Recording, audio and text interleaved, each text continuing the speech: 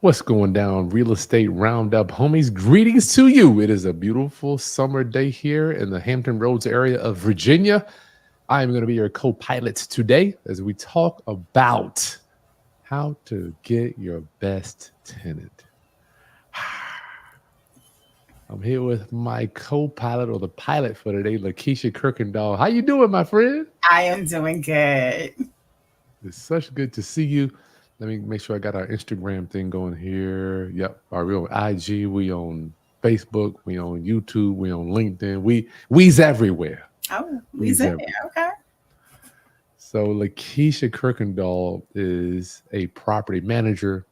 She manages hundreds of doors. She's a real estate broker. She's been doing real estate pretty much for the same amount of time as me. I met her right as I was getting into Exactly. business. So I'm not even gonna say that because I don't want, I know how the ladies are. I've been around for a while doing business, and I asked her to come on here and share with her some of her tips, secrets, and strategies how she gets a great tenant because this is her business. Lakeisha, we got people coming on. We got almost 30 people here. I am just so honored to have you. Thank you for sacrificing your a little bit of time for today. Absolutely. Thank you for having me. I always have a great time, and your audience is amazing. Actually, they're all over the place, and that's what's so interesting. We talked about that before. You're like, oh, this is not just people here in Virginia, and I have family and friends that are out of state, and they're like, oh, you're talking with Chris? I didn't know you knew Chris, and I'm like, wait a minute, how you know Chris? But okay, I gotta respect the level that you are. You're doing an amazing job with sharing the information to the people, so we definitely thank you for that. I got to tell you, I remember my first eviction back in 2006, Lakeisha, and I remember not knowing anything about anything. And that's why I'm so passionate. I'm like, well, what do you do? Where do you start? Who do you talk to? Well, And the I, first thing is you want to remember, Chris, you got to know that when you get to that point of eviction, you got to look back and make sure you took the necessary steps to help not land you in that same predicament. mm, So, we're going to talk a lot about a different topics today, but we want to start kind of like at the beginning, like prepping ourselves. Of mm, course, before once you get to the eviction part, you done hit the wall with the tenant, probably can't work this out. yeah, But even before we get there, there's definitely some tips, as landlords. I'm a landlord myself, on top of being a property manager. So there's sweet. definitely things to look out for before we get even into that contract with them. Let's do that. So let's start there. Roundup, please, in the chat, you shoot us your name, where you are. I like to know where you are in the world. I love to know where all my Roundup supporters are, so we can shout you out on the video here. Put this comment right there, where you at, name and what city you coming from, and so we can know exactly who we're marketing to and who we're getting the message to through here. Wow, we got 10 people on Instagram too. So, Lakeisha, let's get into that. Cause so you saying by the time you get into the eviction process, you pretty much done. Yeah, that's it. It's a wrap at that point. It's at that point, and I think a lot of times with landlords, one thing I know that they don't do is they don't have a schedule. And What do you mean? these Hold up. Schedule. Schedule of what? yeah, what you're gonna do and when you're gonna do it. Like you have a 30-day, you have 30 days per month on. For me, every fifth of the month I'm doing something. Every single fifth. Oh, you talking about on a continual basis. Absolutely. And it can't Got be for this month and then you don't do it next month.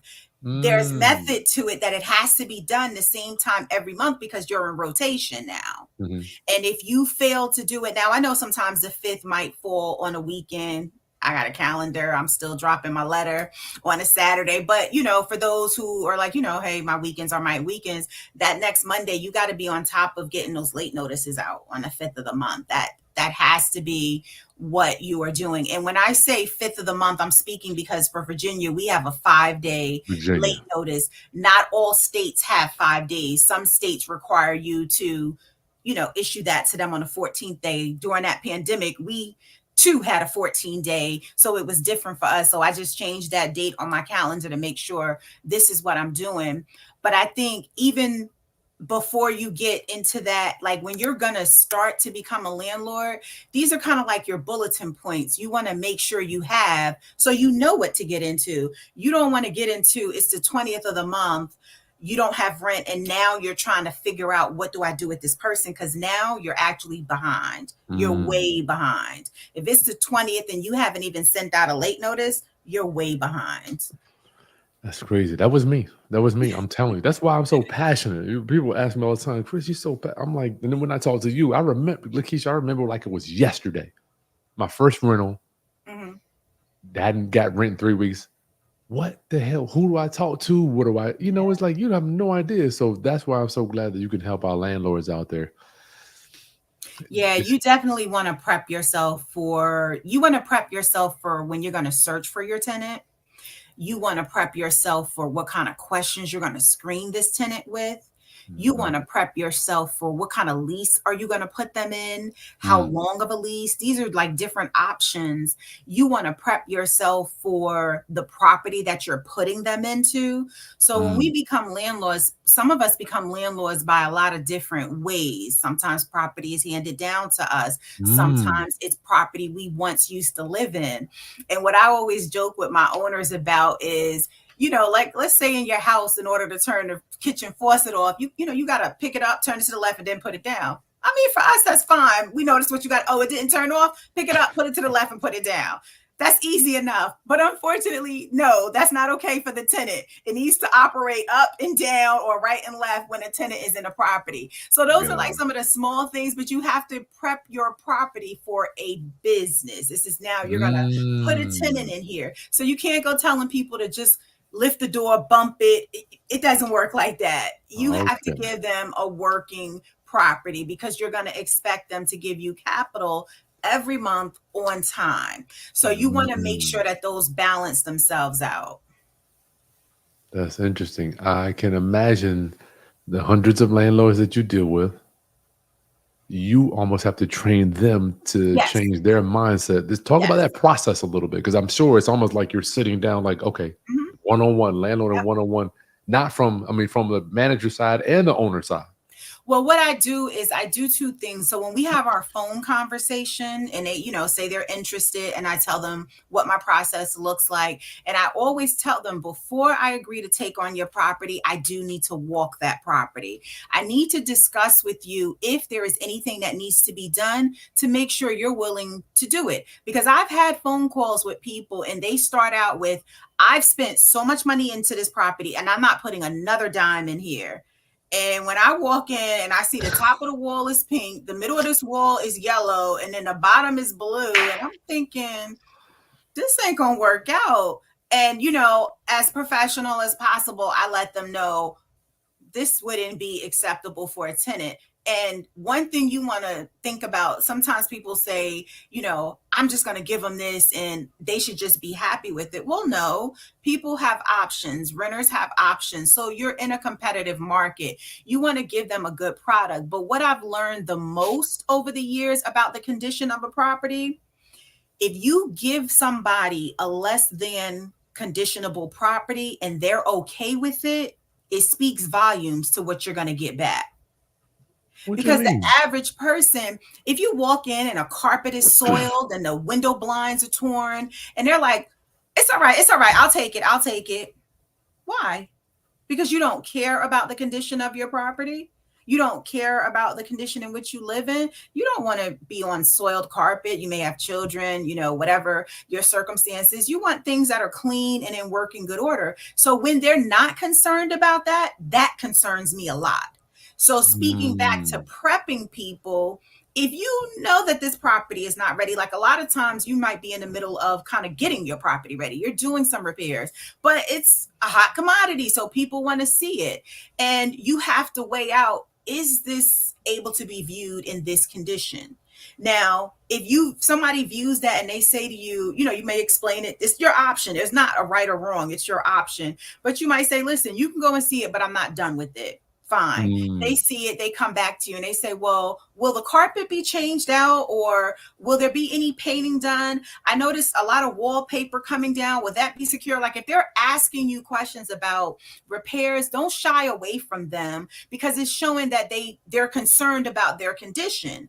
If that property is not rent ready and they're fine with that, when you get that property back, if you had soil copper, you're going to have no carpet by the time it comes back, because they're not concerned with the condition and the cleanliness of it. So that's something for us to be scared about. It's not to say, oh, they took that property as is, that's great for us. No, in the end, you're going to regret that.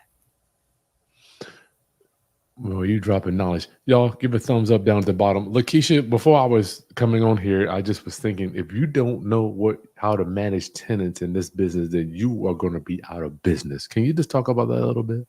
You're either going to be out of business or you're going to be out of a lot of money. Mm, Because the one thing with real estate that I learned, mistakes usually cost money. mm, You really, whatever your mistake is, somewhere down the line is going to cost a dollar amount. Let's say you rehab a property for rental and it's not done correctly. What happens? You got to pay somebody else. Now you paid twice, you're out of money. Let's say you don't do the proper protocol that we talked about in terms of issuing notices in a time frame. What is that costing you? It's going to keep that tenant in your property longer and you're not receiving rent. So it's going to cost you more money. So without having the knowledge of what you need to do and when you need to do it, you're doing yourself a disservice. And I always tell people, because people call me and I said I help people. You have a common you question or call whatever. me. I help you help me. Yeah, I'll call, but at the sometimes when it's 5 and 6 calls, and I do take them, if I'm available, I do take the calls. But at that time, and it's over a period of time, I'm thinking, you've wasted 2 months already asking me these questions, trying to get this person out, when you could have just done this up front correctly with the correct procedures and have your property back. Because the biggest thing when you become a landlord, there's definitely a financial obligation for yourself that I need to make sure that landlords know. So when when you hear landlords say, I don't have the money for that repair, that's big, because you're in a situation now. Because you can't have a tenant in your property and your property is not up to par. Tenants have rights and they also have resources. And believe me when I tell you, they are learning more and more about their resources, and it can affect you as a landlord. Imagine a tenant not paying you rent, but yet you have some, let's say, hole in the ceiling, and you don't have the funds to fix it. You can't think that that tenant is going to give you that rent money. Now, Mm, although repairs are not a reason to not pay rent, no judge will say that, but there are courses that the tenant can take, like putting money in escrow with the court, mhm, where mhm. you still don't get the money, but you also don't get the ability to kick a tenant out. So when we're talking about becoming landlords, we want to make sure we are actually ready for that. You've got to have reserves. There's no way around it. If you don't have reserves and you're a landlord, that day is coming where you're going to have a plumbing issue, an Mm, HVAC issue. You're going to have an issue that requires money that you might not have. And it's not an oh well situation. It is one that you have to figure it out. So, like all of my landlords that are on my team, I have like the best landlords. I just think that's why I'm like doing as well as I am in business, because my landlords are really good landlords. Like I can what tell makes a good landlord? because we're a team. And if I call them and say, hey, this is my issue, they'll say, how do we fix it? And then I give them what their options are. Now, of course, times is hard. Everybody comes up a little bit short. At any point, a landlord says to me, I want to fix this, but I don't have the resource right now. What can we do? I'm coming with a solution. Whether it's a vendor that, I have an amazing relationship in, and they can take a 30-day payout, 60-day payout, whether it's something I can finance in-house, I have a solution. As long as my landlord is ready to get us to the table, I have a solution. When we have people that say, like, oh, I'm just not fixing that right now, it's too Period. close to Christmas time. Like, yeah, that's when I have to thank them for allowing me to work with them, but our services are going to be done. Because one, I'm not sitting in front of nobody's lawsuit. Okay. And I also have a reputation that I don't give people, unsafe, unhabitable products. So I'm not going to allow a landlord to step in and dictate that. So it's like, if you're a landlord and you're thinking of considering a property manager, and let's say you go in there, because I've had phone calls where like they'll say, hey, I've got this many properties. I'm going to pay this. I'm not going to do that. And I'm not. At that point, I know we're not a good fit, because if they've got all the plans and actions on what they're going to do, how it's going to be set up, What do you need me for? You don't. And Mm, you don't need a property manager if you have your own things set up in place. But I have mine in place to suit me and my company. mhm. So I don't have any people suing me for things, and I don't want any people suing me for things. So therefore, I have things in place to protect us. I have things in place to make sure we're getting the job done. So Mm, if you actually can call a property manager and you can make those demands, although you might think you have won, you really should reconsider. Because if mm. you can call and dictate their business, how solid is their business plan?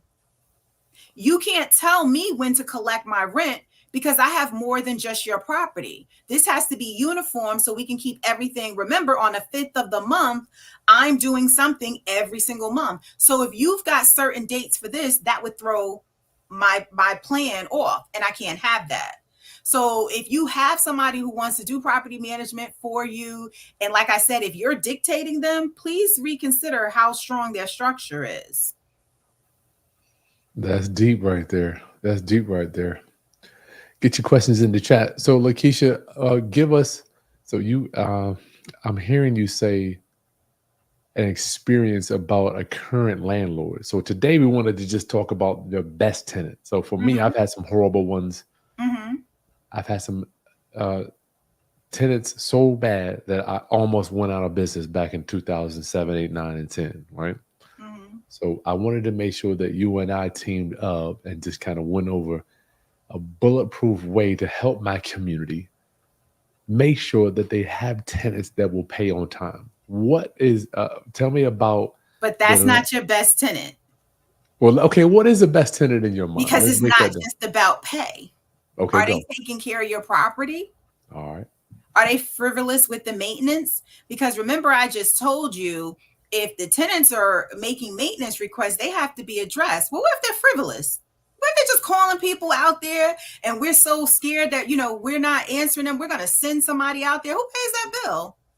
The The landlord owner. pays that bill, right? Yeah. But what if there was nothing wrong? Or the best one is the plumbing, right? You get out there, listen, my toilet overflowed. I've got water running everywhere. Everybody's frantic, right? Of course, we're gonna get that plumber right there. Plumber calls me. Oh, it was one of those GI Joe men stuck inside the flange of the toilet. The GI Mm, Joe men from your child. What happens now? Before we can say what happens, was there anything put in place to say what happens with plumbing? Did you identify that before the problem occurred? Because when you start mm, trying to implement something now because there's a problem, you got to be careful. Oh, you're just doing that because it's me. Oh, you're doing that because I have kids. We don't oh, care who the wow. GI Joe men belong to because we have something in our lease that tells you what happens when we have a plumbing issue. I Who's love it. responsible? So I before love we know about you or whoever you are, we have that in place. That's going back to getting the best system, the best tenants for you. They pay on time. But again, are they taking care of the property? How do you know if they're taking care of the property? And what do you call taking care of the property? Let's it. say we tell these Mm, people you've got to cut your grass. That's kind of a standard thing in somebody's lease. The average person says, hey, tenant's responsible for the grass. What about the flower bed? Is that the grass? mm. Is a bush considered the grass? The bushes that are now covering the window you can't see. What if you live in an association? And the association, they love to send you those letters. I think they have the people that live right there. So the minute yours is a half an inch over, how in the world it rained yesterday? How did you get this letter to me today? But they're good at what it is they do. But the tenant says to you, I cut the grass. You told me to cut the grass. I cut the grass. You didn't say anything about the bushes. So where do we go from here? Well, we want to make sure the next time or the first time we're identifying all of that so we're clear. What do Mm, we mean by landscaping? Let's list it. Flower bed, mm, bushes, shrubbery, and grass. mm. I've been to court on eviction for grass. Now, some may say What? Hold on. that's Back up. What you talking about going to court for grass, Lakeisha? so listen, so this is the real life scenario. I had a young lady who happened to be a Section 8 recipient. The only reason that I'm bringing that in is not to stereotype in any means for I Section 8. love Section 8. Right, absolutely. But what I need to show you is where it goes down the line. So Again, what does my lease say? Shrubs, bushes, flower beds, and landscaping. The association sent us a letter. Hey, property manager, landscaping, and they put a picture of the shrubbery needs to be addressed. Okay, no problem. We sent the tenant a letter. Hey, you've got 7 to 10 days to take care of this. If not, we've got to take care of it. Tenant sends somebody out there to cut her grass. Grass looks amazing. You did nothing with the shrubbery. Went back to her before that time is up. Ma'am, can you please provide documentation that you took care of that? She did not. We took care of that. I don't remember how much the bill was, maybe 150, something like that. Whatever it was, the contractor charged. Okay. She gets the bill. She said, I'm not paying that bill. I did the grass as though you said. We refer her to the lease where we're not talking about grass. These are all the items that are included. She says, well, all my rent is paid by Section 8. I don't owe you guys anything. No problem. You've got a $150 bill on your account. My lease says when you pay rent, it goes to your oldest bill first. So did you pay my rent payment? No, because that bill was allocated according to the lease that you signed before we got here. Wow. I'm prepping before we get here. So now she says she's not going to pay. We have a court case. We go to court. They start to, they see we both have solid, arguments. They set it for trial. No problem. We say nothing. She say nothing. 2 days before trial, she reaches out. She says, well, I was thinking maybe we should just settle this.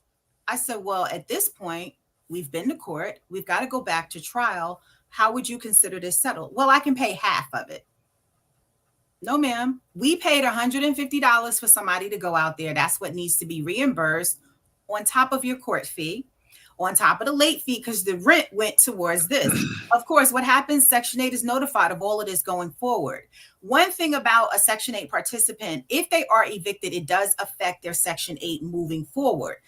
The goal is not to have any of that happen to you. This is your livelihood. For me, right or wrong, 150 just wouldn't have been worth the hassle to go back and forth on my livelihood. But that's my view. That doesn't mean that it's the right view. Mm-hmm. At that point, I explained to her, listen, we're going to let a judge tell us who's right and who's wrong, because you have a stand, you feel you're right. I have a stand, I feel that I'm right. Now, I happen to know what judges are looking for when we go to court. Because that's you there all the time. Exactly. So you telling this judge that you cut your grass when I never had an issue and I never billed you for the grass, it was for the bushes and the shrubbery. That's where we're standing. But that was the part she was overlooking. Mm-hmm. And unfortunately, we did go to court. And unfortunately, she presented her argument where she took care of the grass. The judge, as soon as she said that, he looked at me and I said, she did, Your Honor. She took care of the grass and it looked amazing. However, the invoice that we sent her was for her bushes. And here's the lease showing what is her responsibility. We were done. She had an eviction on her record. Oh, hold up. She didn't pay the money, Lakeisha? She did not. She felt in her heart of hearts that she was correct. And I'm not an argumentative person. I'm really let's just get right to you a monster. No, I'm not. That's a bad word. You're a beast. Let's just get right to it. Because yes, there's your opinion, there's mine, but then we've got a level of law and fact here. And that's what I have to deal with. Because if I was wrong and the judge says, no, she doesn't have to pay that, then that's on me. That's, my bill that I would have to pay to court. That would have been my $150 bill that I paid the landscaper that I can't get back out. But at this point, you've got to think I'm working in the best interest of my owner. That's what they hired me for. So whenever I pay a bill, it's coming from the owner's funds. So should my owner be paying to cut grass or bushes for somewhere he doesn't live? That's how you've got to look at it. And I definitely explain that to the tenants and let them know this isn't, us trying to grab any money. We don't want to have to send anybody. We give you a time period to do it. We even tell you, hey, send us a picture, letting us know it's done. And this will all be going away. But if they choose not to, we've got to move forward with exercising for a remedy. Y'all, I hope you guys are getting some information. I'm seeing the Instagram's going crazy. Please smash that thumbs up down below. And Lakeisha is the truth. This is the reason that I bring her on here. Every time I talk to her, I met with her last week. I just feel like I get energized just talking to her. You are electrifying when it comes to the property management stuff, Lakeisha. So we're gonna keep going here a little bit. Well, we have put together a challenge, right? So there's links Right. in the video description, y'all. We haven't even finished with it, but we wanted to know from you guys, what would you like to see on the challenge? Right? We want your email address. There's a link right below in the show notes. If you put your email address in there, and please put down what question you would like Lakeisha to cover. So what we're doing is we're putting together a 5-day challenge, and it's only an hour a day. So you can come hang out with Lakeisha. She's going to teach you from start to finish how to find the best tenant. And now that I'm learning, the best is defined by it's quantified. It's not just money. Absolutely. And most of my followers know that we usually do lease options. We don't do traditional tenants, which is why I wanted Lakeisha to kind of come on and explain all this stuff. Hmm. So there's a link in the show notes below just for us to kind of get an idea. If you're interested in joining our 5-day challenge, it's going to be the how to find your best tenant challenge, y'all. So Lakeisha has agreed to do this. We haven't even set a date Absolutely. yet. But I'm looking forward to it. What I've learned in talking to people, definitely in talking to Chris, is that the things that I guess that I do daily are you already know it. are smaller things because I do them daily, but to someone starting new, it's a brighter picture because see, I already know the end result, so I know why I start the way I do. But if you're new to being a landlord, you haven't experienced that end result. You haven't prepped yourself for what happens when I get to the end. So therefore, I think there's a lot of things that can be missed. So on the challenge, I want to dive into like details on how you screen them. Of course, you got a button you can hit screen. What does the button give you though? What information would you be looking for in screening a tenant that you think makes it a good tenant? Is it just a credit score?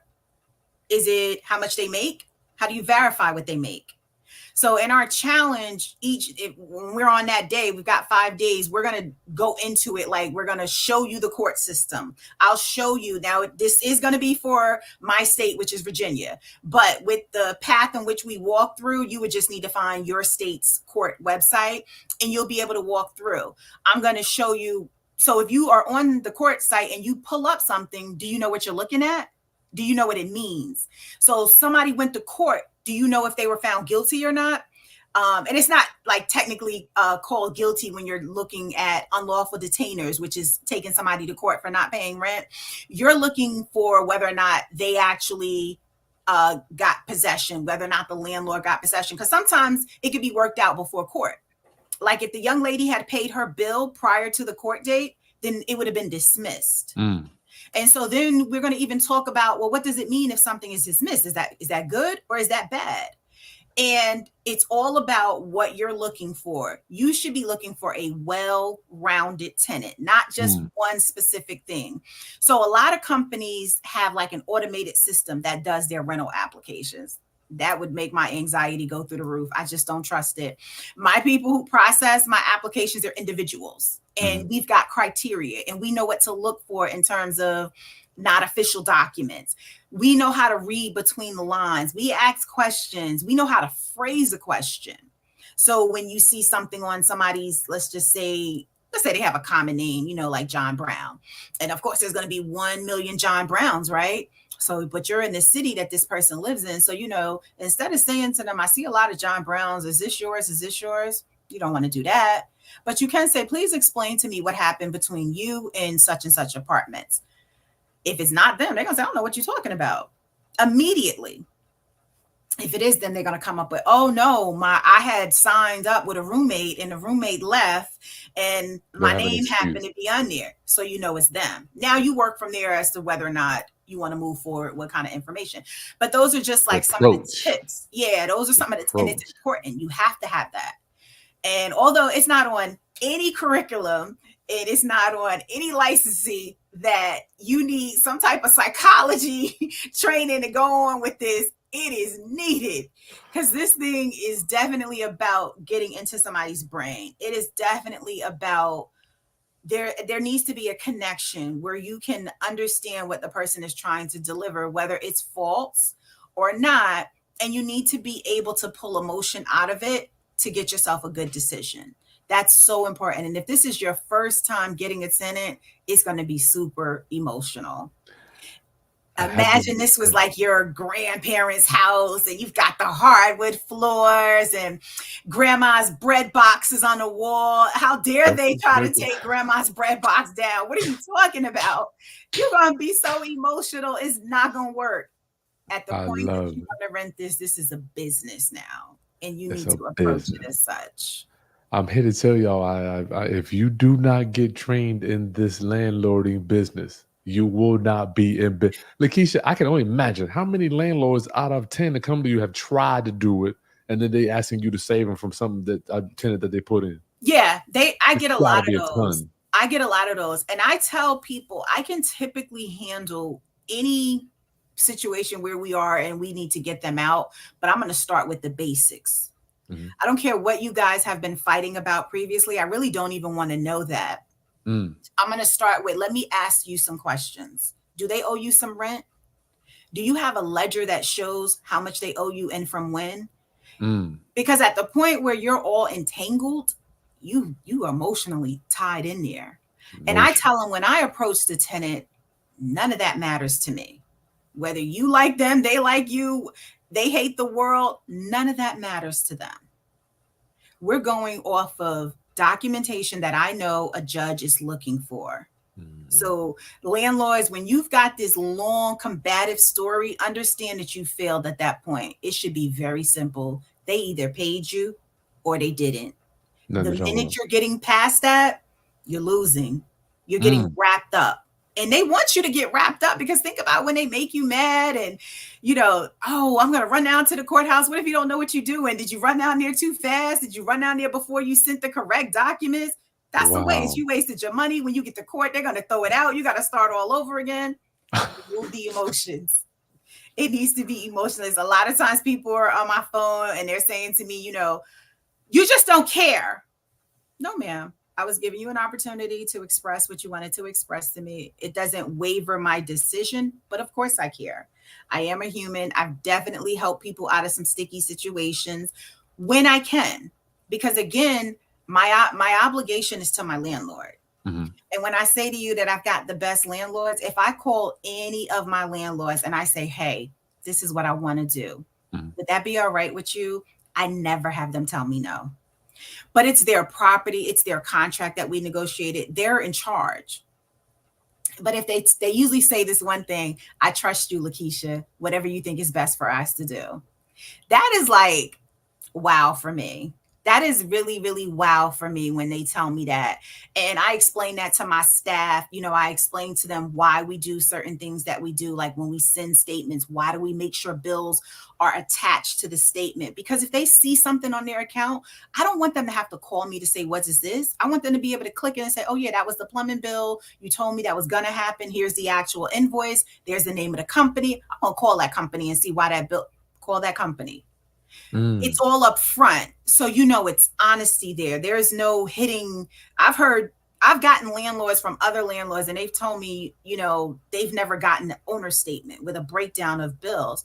And I said, well, how could you possibly know what you're paying for? They just put money in my account, is what they said.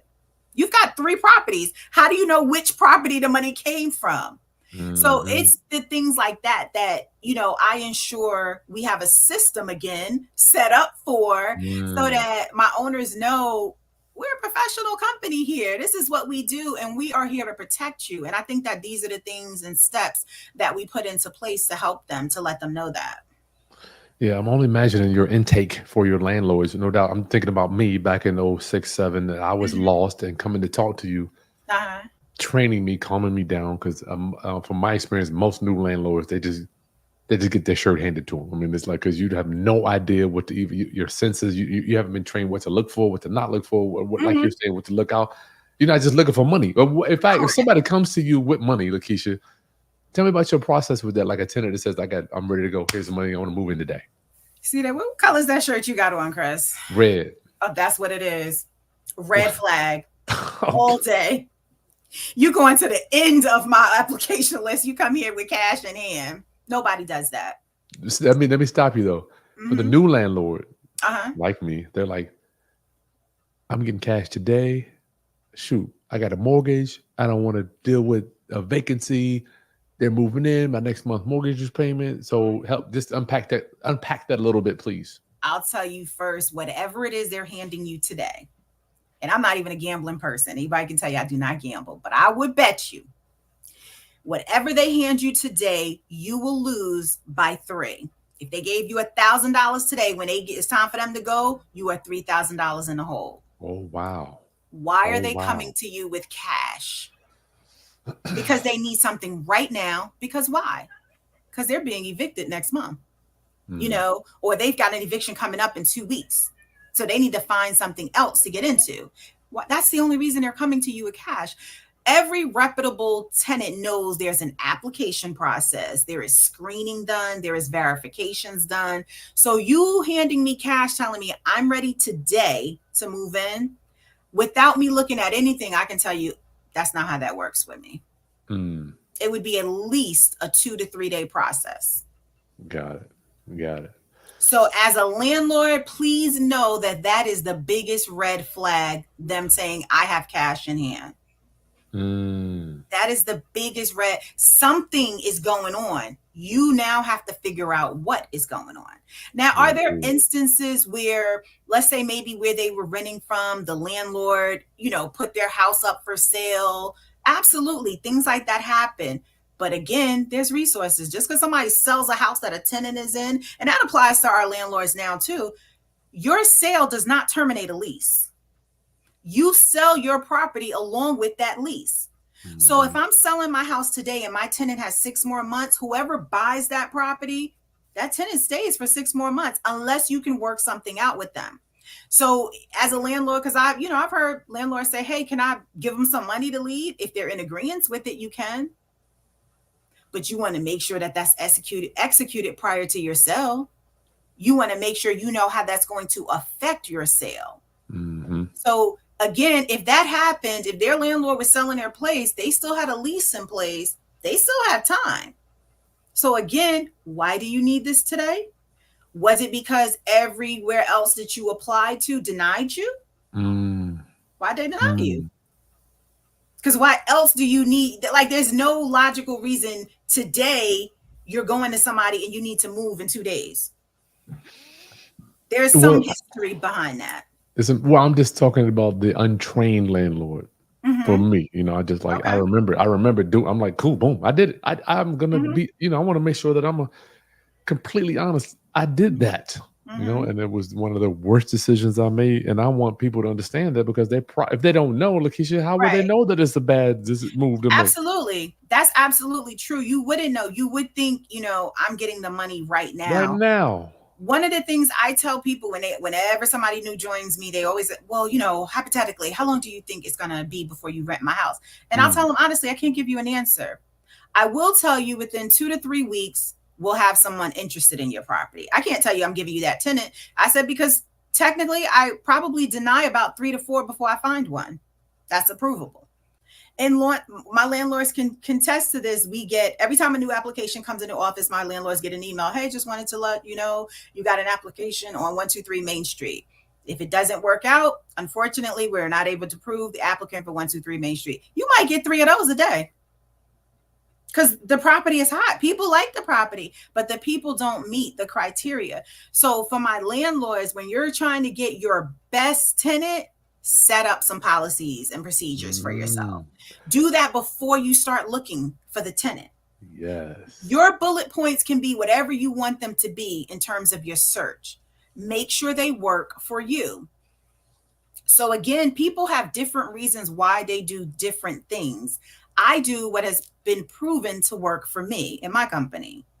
But if you don't have anything as a landlord, you're like, okay, tomorrow I'm going to look for a tenant. Do you know what you're going to ask that tenant? Do you know what you're going to require of that tenant? No. Here's what you don't want. You don't want to get that application and then say you want to decide what is good and what is bad. You are setting yourself up. Wait a minute. You didn't tell me before I applied that, I can't move in your 1 bedroom with my 7 people. Is it because I have all kids? Are you discriminating against me because I have kids? Oh boy. When you're marketing, when you're advertising your property, you know how that little rancher right across the street from the park with the swing sets. You want to say this is, come see this area, your kids would love it. You better not. You better not say that. Because what if I, who have no kids, just like the scenery in the area, are you saying it's not good for me because I have no kids? Oh boy. Be careful with your advertising. Can we get them? Let me ask you, Lakeisha. I'm gonna put you on the spot. When we do the my best tenant challenge, can you give them some operating procedures that I to sure can. go over when the people come in? So listen, guys, in the show notes, in the video description, I'm gonna get to Q&A. I see some questions here. Okay. Right below, Lakeisha is gonna do a my best tenant. We've been talking about this for months. We're finally doing the my best tenant challenge. This is to help you, is to challenge you. Don't be like me and try to figure this shit out as you go, and then look stupid when you don't got no rent for 3 or 4 months and the tenant ain't moved out. You don't even know when to But go to you did court. learn though. But like I said, our lessons in real estate cost us money. But you did learn. 3 months of rent, but I didn't even know. Even if you file today, Right. if you do everything right, you still a month out. I mean, if you do everything by the system. You So are. I'm just saying that to say, Absolutely. Lakeisha, y'all, please give her a thumbs up. And if you don't mind, giving her a thank you for taking the time out of her day to help me put together this challenge for y'all. So the goal of this challenge was to say, landlords, after you come through 5 days hanging out with Lakeisha Kirkendall, you will have the step-by-step system to Yeah. get your best tenant. That You'll was be the goal ready. of this thing. Absolutely. You'll be ready. Thank you. Let's get some Q&A real quick. Lakeisha, is that okay? Yeah, absolutely. I can't Right. see them. You'll read them, I I'm gonna guess. put I'm gonna put them up. I'm gonna put them up. Okay. I gotta this thing oh come on. Oh, Jazz. She wants to know, Jasmine, how do you avoid that tenant that Okay. constantly wants repairs, Lakeisha? Because some people, So I've had them like they call for little crazy. I'm like, didn't we just well, we touched on that, Jazz. Remember when I said the good tenant isn't just somebody who pays rent? Because what if they keep asking you for doing things? So how you combat that, Jazz, is going to be your lease. There's going to be terminology in your lease that makes the tenant responsible for certain things. But again, that's your pre-step before you get that tenant, because now that you've taken your tenant and they're in there, you can't just now say, I'm not doing repairs, or you can't say, now I'm going to give you repercussions. It has to be something that was previously noted before they entered that contract. And I definitely will share like the wording to insert in that lease during that challenge. I'm going to let you know this is what I do. That's why I'm going to give it to you, because I know like some of the things that tenants do that cause damage. Like I'll just throw a quick one out there for y'all. The HVAC filters, right? Everybody knows you should be changing those HVAC filters every 30 days, right? Do the tenants do that? No, they don't. Well, what's the big deal, right? A HVAC filter is, I think, $9 at Lowe's. What's the big deal? Whether they change it, don't change it? Well, the big deal is when they don't change it and it overworks that HVAC unit, you could be looking at a $500 plus bill. Well, who's responsible? Well, an HVAC unit is technically the owner's responsibility, except if it was due to tenant malfunctioning, which is not changing the filters. But who says they have to change the filter? My lease, your lease. So, Jazz, that's how we're going to combat that. We're going to make sure that your lease is solid to protect you. I love that. So are you going to give them a copy of your lease too, Lakeisha? Yes, absolutely. All right, cool. Section 8, every month property to the par. Hey, Troy.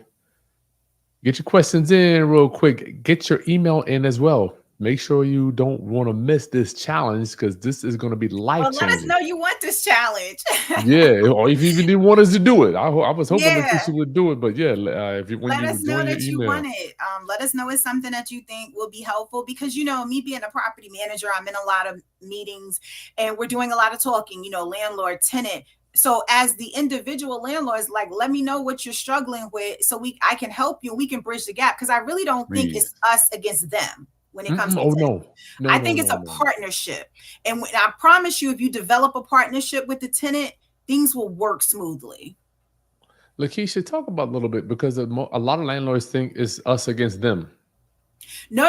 Well, my landlords are my partners. I've already made that very clear to you. All of my landlords are my partners. And when we're not partners, I thank them for an opportunity to work with me, but it's not a good partnership. So I'm going to remove myself. There's no problem with that. And I also may not be a good fit for them. Like, for instance, if you don't want to make repairs and your unit needs repairs, I'm probably not a good, no, I'm definitely not a good property manager for you because You I'm going to said get that. the repairs done. I've got an X amount of dollar that I can make repairs without owner approval, and it's only $350. So it's nothing gross, but you know, if you have a house, what you fixing really for that amount, except for like a little leak, you know, maybe a plug or something like that. But if you don't want to do the repairs, don't get a property manager. You want You that don't want to do. liability of being sued when something happens, You don't do that. keep that to yourself. You don't do that. All right, slimy go.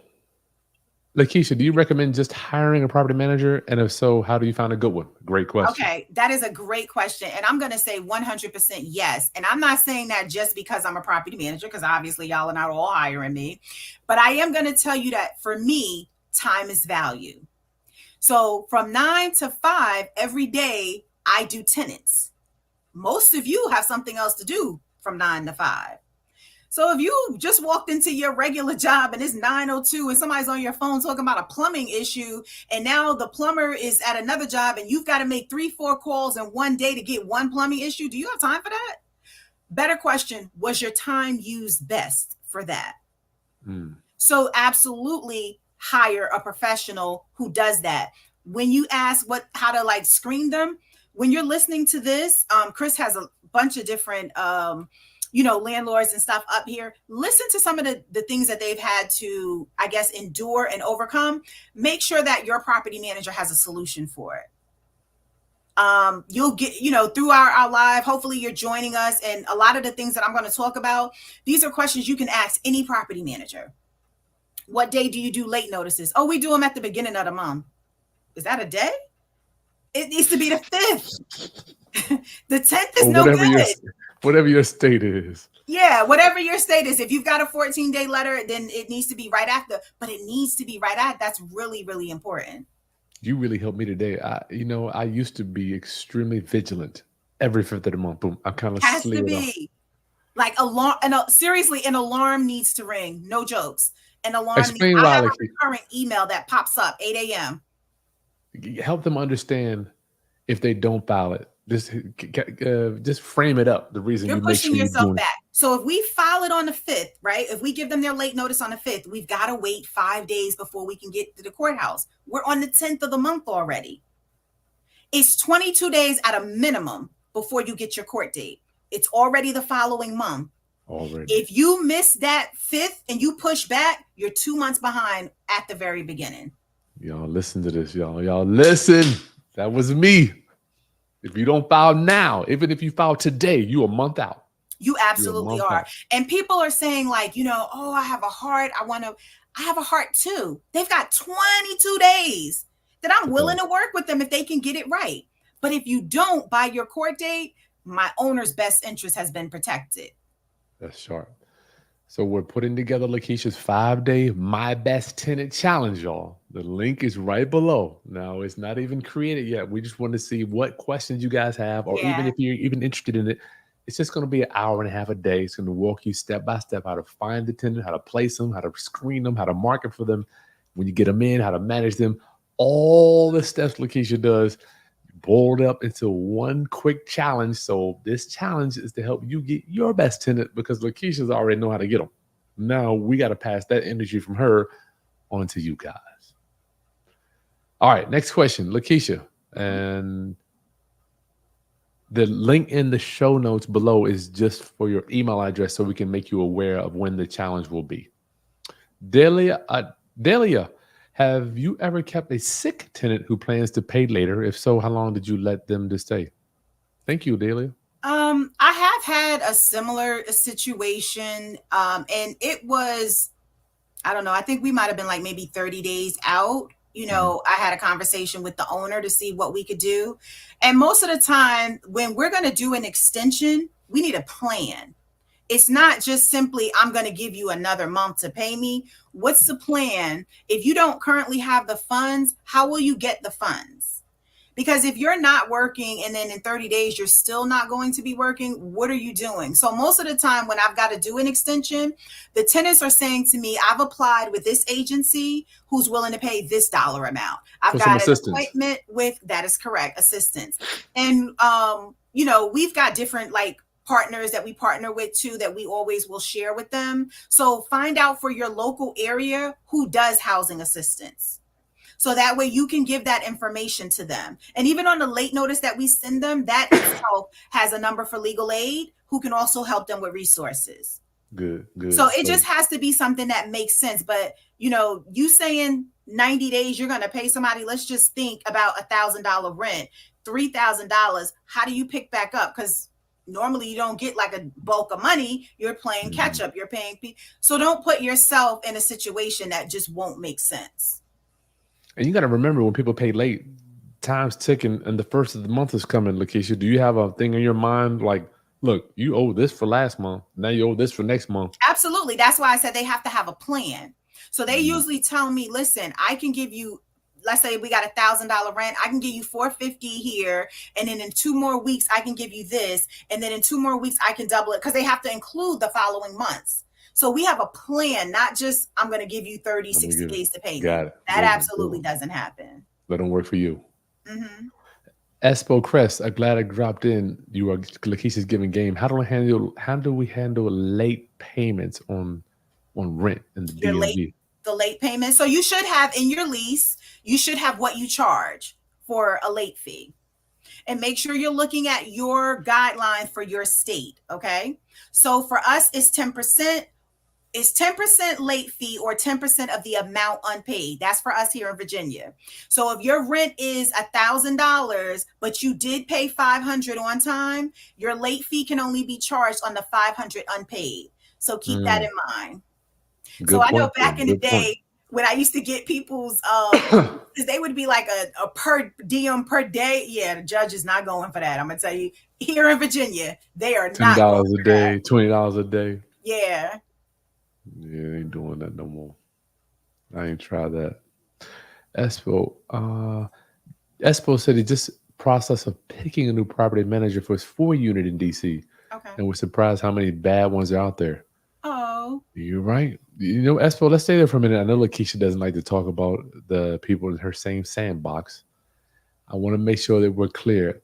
There are some good and there are some bad property managers. Yeah, and if you want, I can do a questionnaire on our 5-day challenge. If y'all want, I'll do a questionnaire of what is a red flag for a property manager. It's a good and point. I'm only going to give you kind of like what landlords have brought to me. That's the only reason I know what they're doing, because I don't have time to check on anybody's anything because I'm busy, and there doesn't have anything to do with me. But when I get owners and they say, I've got 3 units, I've been with this person for 3 years, and I've never received a statement of accounts, that's wild to me. That's wild to me. That isn't even illegal. First of all, that's not legal. They are supposed to supply you with a statement each month. Now, there's a whole bunch of different ways they can do it, and it doesn't have to be anything fancy. If they have a ledger, it just needs to be accurate. What was the rent? When was it paid? What late fee was there? What payment was applied? That's what the judges are looking for when you're trying to evict somebody. If you try to evict and you don't have a clear paper trail, you're going to lose. Lakeisha, my ledgers, I've had them handwritten, and the judge, they don't even care. It just has to be very clear. The judge wants to know you're taking the time to follow what's going on with that property. That's what he's looking for. Because if he thinks you're throwing numbers out your head, he's not going for it. The judge loves those ledgers. They love the timeline. Oh, yeah. Mine are highlighted. I mean, mine are like so in sync. A peculiar type to a diamond. That's a long name, but okay. What happens if a tenant became ill and was forced to temp work? Temporarily stop working and then became medically cleared to return back to work. Okay. So I'm not sure if you're asking like for a property that you're in, or you're asking like as a new tenant. I'm thinking that's what they're. I hope this is a landlord, but I don't know. Might be. Yeah, because they're saying that they don't have a 700 credit score. So I'm guessing they're like a tenant. So in your case, you've got to be able to explain what happened. So again, finding a good tenant is not about one specific thing. It's not about, does he have this credit score? Is it just one thing? It's a combination. So my credit scoring is a circle and you get graded for different things. So in your case, if you don't have a good score, but you do have great rental history up until that one point where you may have taken ill and you have documentation on that, that might still be something we can move forward with. It's really about being able to explain it, make it make sense, but most important, let it be honest. Yeah, I had a tenant one time get cancer, man. I mean, what do you do? I had to, Yeah, I had to deal with it. Like, you gonna deal with absolutely. this. It ain't like Absolutely. that ain't my, before it's like, that ain't my problem, but these things No, come I up, mean, man. You gotta deal listen, with them it's everybody's problem because it could be us any day. But any at the day. same time, it's a business and it has to make sense. Okay, this is what happened. Where do we go from here? Where do How we can go? we go in a better direction? Yeah, Zoom says, can a property manager kick out or evict a tenant? Absolutely. That's what we're here for. That's what she's here for. All right, y'all. Don't forget, in the show notes below, Lakeisha's 5-day how to get my best tenant challenge. Make sure you join. It's all we're asking you today is just to give your email and whatever question or topic you would like Lakeisha to cover. Yes, Please and let put me it know in that below. y'all want this. Let me know y'all need this Even if you information. want it. Yeah, I see Yeah, here let me people. know. No matter where you are, what state you're in, I'm going to give you everything based on Virginia, but you can take the same template that I'm giving you and apply it, like having your bulletins as a new landlord, what to do getting your property set up. I can go over all of that in detail with you. Lakeisha And then maybe we could offer them, like, if they want to do, like, individual questions, maybe we can set up something, before or after, so they can, have their own personal, they may not want to share, with everyone. Right. Oh, yeah, that's true. They may have some personal stuff, some personal situations that I can help you out with. That's true. That's true. We'll hook that up. Put something like that in there. Deborah, one of our members, thank you so much. How many properties should you have before you hire a property manager, Lakeisha? If you want one is fine. One will keep it. One will let you know if you want this person to take on more. So with my landlords, they do nothing. So for them, it's easy to go get a second and third property because they're not boggled down with anything. I do it all for them. I screen, I do their applications, I do their lease renewals, I take their rent, I manage all their repairs.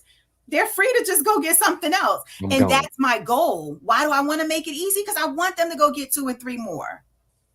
Remember when we met, Lakeisha? This is exactly how I feel. ALR. Thanks for the tips, Lakeisha. Can I call you live? Yes, you can, ALR. That's what I'm telling you. In LA. I like it.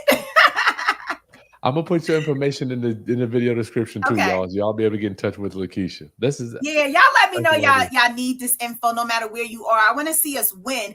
Really, what I want to see great property managers out there. So when they're implementing these new laws to quote unquote protect the tenants, we want to know they're not protecting them for us. Because some of the things that they do, I'm like, well, who's even doing that? That isn't, what's going on out here in the world? Because I don't know what other people be doing. Like I said, I don't have time to figure it out. I'm only trying to make sure I have the best practices.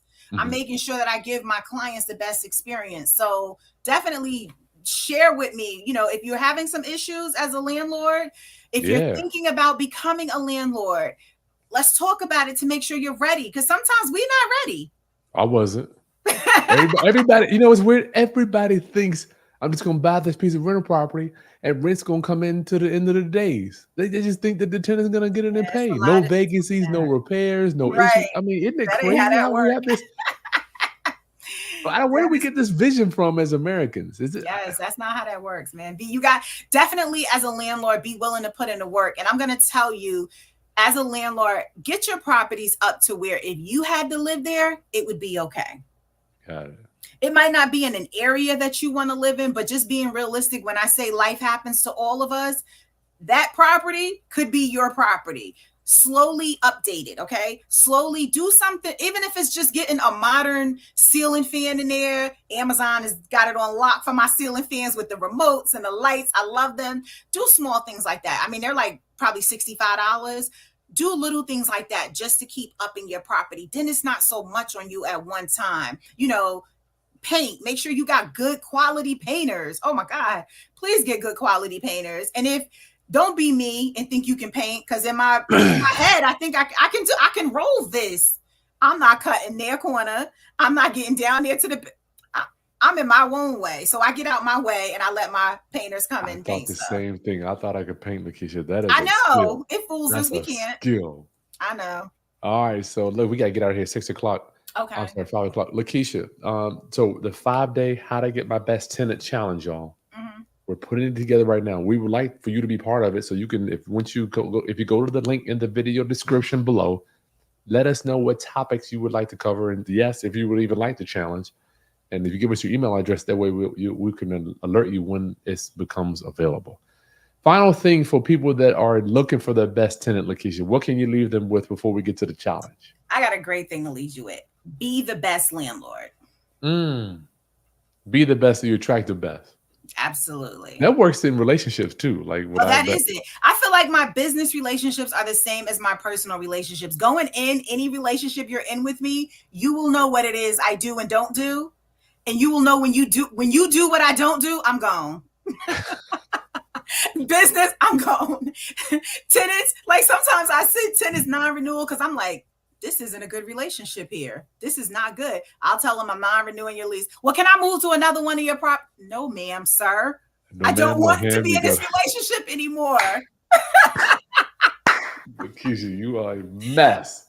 Thank Y'all you, see why I man. love this lady? I tell Lakeisha all the time. I love hanging out with you. I love your energy, your perspective, your professionalism, your background, your expertise. You are the complete package when it comes to dealing Thank with you, property sir. I management. appreciate that. I appreciate your all of your roundup fans, man. They come in and they make the day brighter. I appreciate that y'all are taking in this information.